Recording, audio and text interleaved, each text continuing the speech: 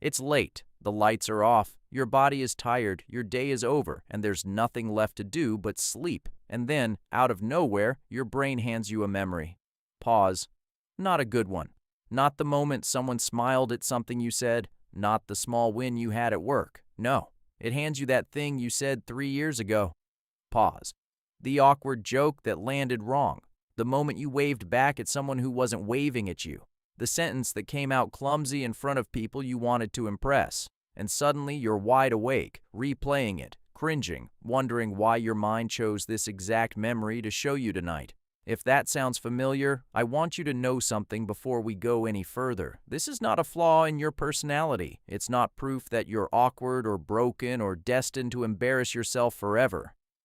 Pause. What's happening to you at 2 a.m. is one of the most ordinary, universal things a human brain can do. And once you understand why it does it, the whole experience starts to feel very different. So let's start with a simple question. Out of the entire day, you probably had hundreds of moments. You spoke, you moved, you interacted with people, you got things right far more often than you got them wrong. And yet, when your mind reaches into the archive at night, it almost never pulls out the normal ones. It doesn't show you the moment you said hello smoothly. It doesn't replay the conversation that went perfectly fine. It reaches straight past all of that and grabs the one thing that made you wince. Why? Pause. Why does memory work like this? Here's the thing most people never realize. Your memories are not stored equally. Imagine a giant archive inside your mind, shelves stretching in every direction filled with boxes. Most of those boxes are gray, plain, unremarkable. They hold the ordinary moments of your life, the ones that went fine, the ones that didn't threaten you in any way. And your brain treats them exactly like that, background noise, filed away quietly, dim, almost invisible. Pause. But a few of those boxes are different. A few of them glow. They're marked in bright red, and they sit on the most visible shelf, right at eye level, easy to reach. And those red boxes are the embarrassing moments, the social mistakes, the times you felt exposed, judged, or out of place. Your brain didn't file those away in the gray pile. It highlighted them. It made them impossible to miss. And when the lights go out and there's nothing else competing for your attention, the red glow is the first thing your mind sees. Pause. So you might be thinking, why would my brain do this to me? Why would it store the painful moments so brightly and let the good ones fade? It feels almost cruel, but it isn't cruelty. It's design. And to understand it, we have to go back a very long way, to a time when getting something socially wrong could genuinely matter. Pause. For most of human history, we survived in groups. Being accepted by the people around you wasn't just nice, it was safety. It was food, protection, belonging, and being rejected, being seen as strange or foolish or untrustworthy, could put you on the outside, alone, in danger. So your brain developed a very specific priority. It became extremely sensitive to social mistakes. It learned to treat any moment that risked your standing in the group as important, urgent, worth remembering in detail so it would never happen again. Pause. That's why embarrassment feels so physical. That's why it burns.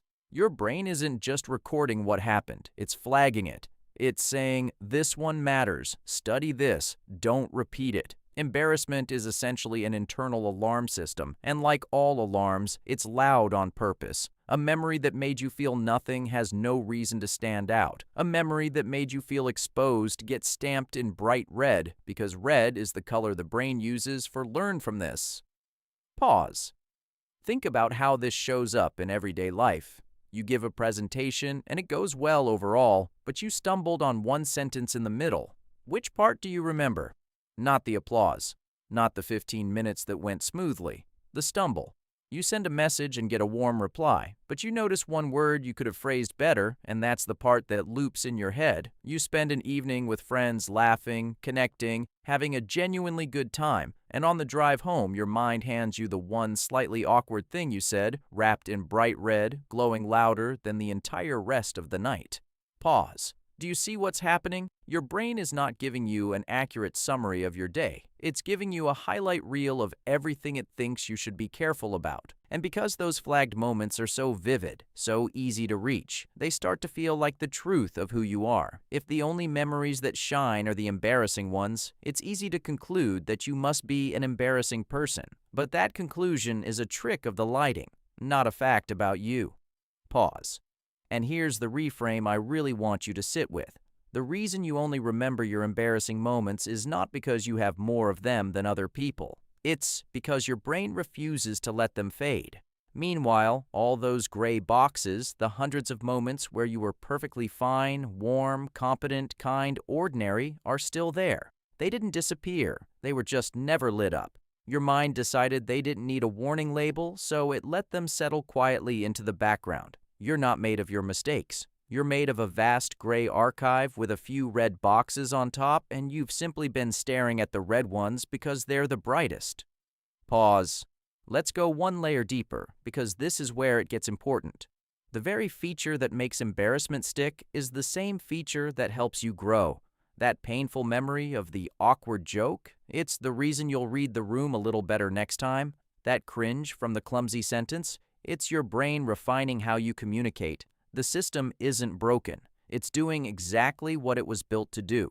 Keep you socially aware, keep you learning, keep you connected to the people around you. The discomfort is the price of a brain that cares about belonging. And a brain that cares about belonging is not a defective brain.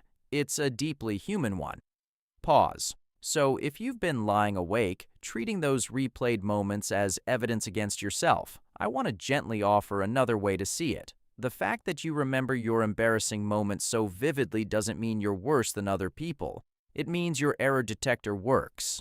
Everyone has this. The person you're afraid you embarrassed yourself in front of is lying in their own bed, replaying their own red box, probably from a moment you don't even remember. The glow you feel is universal. You're just the only one who can see yours.